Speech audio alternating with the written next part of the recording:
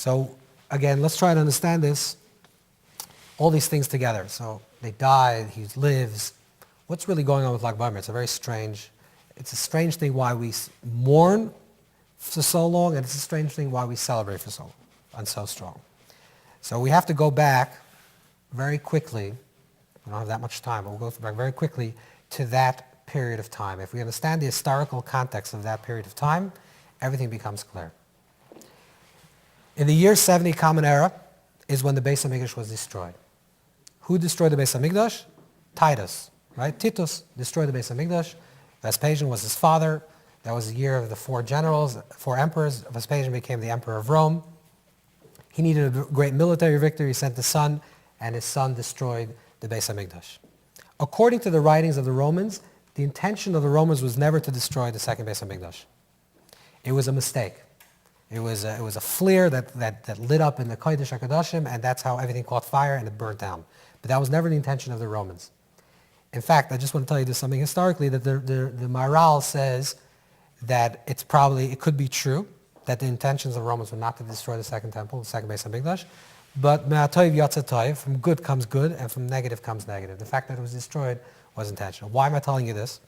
Because if you lived after the Beis HaMikdash, after the destruction of the Beis HaMikdash, if you lived through that period of time, this is a very, very troubling time in Jewish history, because we Jews lived in Eretz Yisrael for 1,000 years, over 1,000 years. We had a Beis HaMikdash. We had a central place that we worshiped, a place that if we needed something, we went. We had a Kohen Gadol.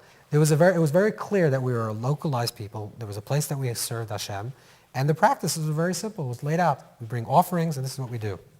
Now the Beis HaMikdash is destroyed. What's now? What do we do now? What's the next step in Jewish history? What are we supposed to be doing? A few years later, 50 years later, there was a fellow by the name of Bar Kochva, or Bar Kozva. That what Rabbi Akiva called him Bar Kochva. Bar Kochva, Rabbi Akiva said, Bar Kochva, this general, started a rebellion to throw out the Romans from Israel. The intention of Bar Kochva was to throw the Romans out of Israel and to build the Beis HaMikdash, to rebuild the Beis HaMikdash. And Rabbi Akiva not only believed in this mission, Rabbi Akiva was the forerunner of this mission. Rabbi Akiva was the one that said that Bar Kochva is Mashiach. He called him the Bar Kochva, that a star will rise from Yaakov. Rabbi Akiva said, and Rabbi Akiva was then the most important Torah scholar, the most important Talmud Chacham in that generation. Rabbi Akiva said that this Bar Kochva, who eventually amassed a group of close to 250,000 soldiers, rebels, they had some minor military victories during the year 134, 133 period Common Era. Rabbi Akiva said this person is going to be Mashiach. So what is Rabbi Akiva, what's the anticipation? What is Rabbi Akiva hoping for?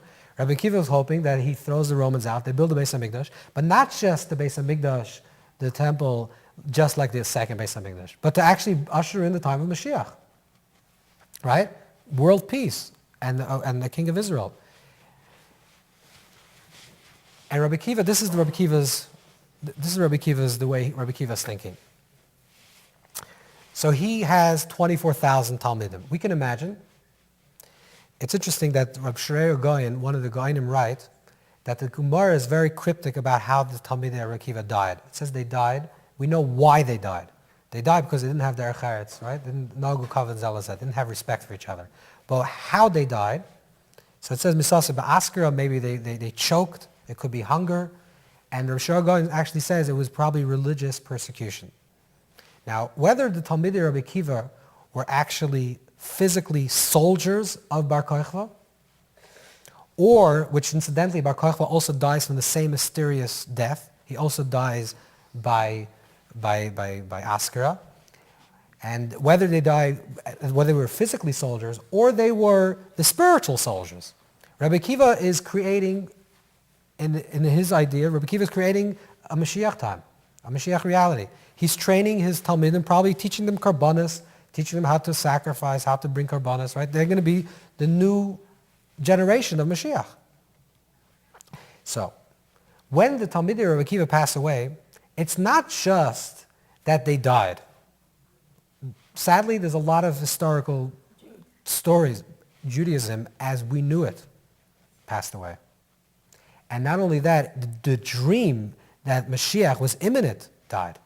That Mashiach was right here because there was a person, a living, walking person, that we said this person is Mashiach, and he was starting to build the Beis HaMikdash. According to some opinions, historical opinions, Bar Kochba actually started building the Beis HaMikdash, the third Beis HaMikdash.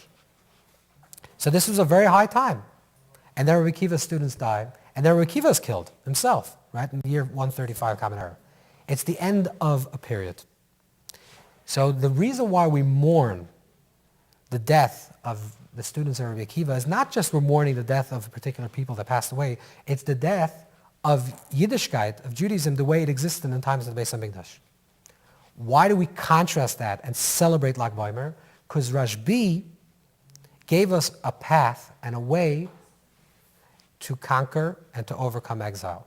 Rabbi Akiva felt that we have to bring Mashiach and actually build a Beis HaMikdash and do it. Now that it didn't happen, what did Rashbi come? Rashbi was the revealer of the Zohar. And what does it say in the beginning of the Zohar? With this book, the people will be redeemed with Rachmanas, with compassion. So the Sefer HaZohar, the Pnimis HaTorah, the inner essence of the Torah, is what sustains us through exile.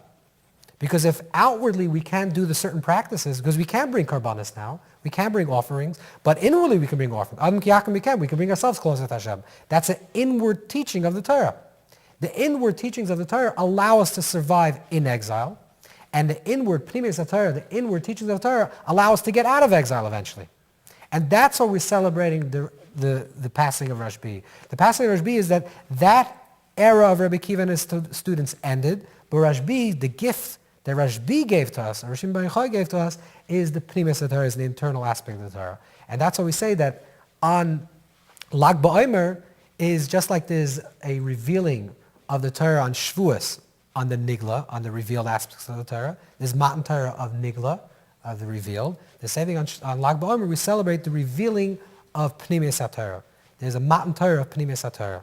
And that occurs 17 days before the revealing of the Torah of the Nigla Torah, where it occurs on Shavuos. And that's what we're celebrating at Lag BaOmer.